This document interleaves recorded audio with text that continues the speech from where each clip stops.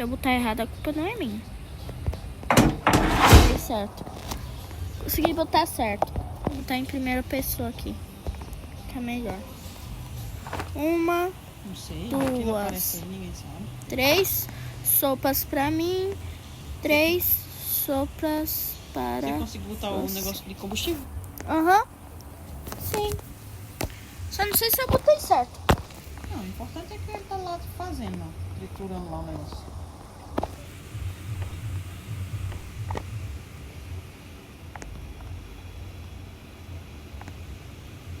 Vai ser assim.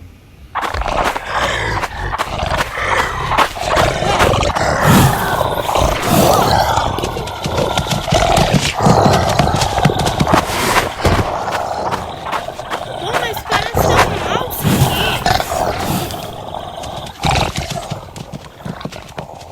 Ué, o bicho fugiu e voltou. Eu tô conseguindo ver lá fora.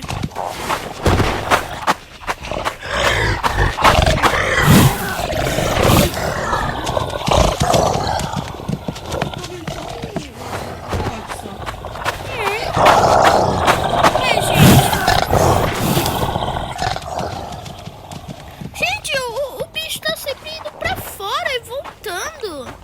É como se tivesse alguém bloqueando ele. Como se alguém tivesse bloqueando ele.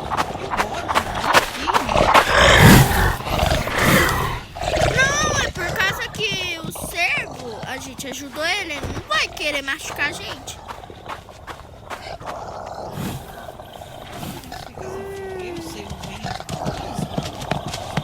Parece que quando o bicho chega muito perto de nós, tá vendo que começa o barulho? Aí o bicho sempre quando vai coisar na gente, ele vai pra fora. Como se tivesse alguma coisa tentando tirar ele. Sim, alguma coisa puxando ele pra fora, tentando fazer ele parar de...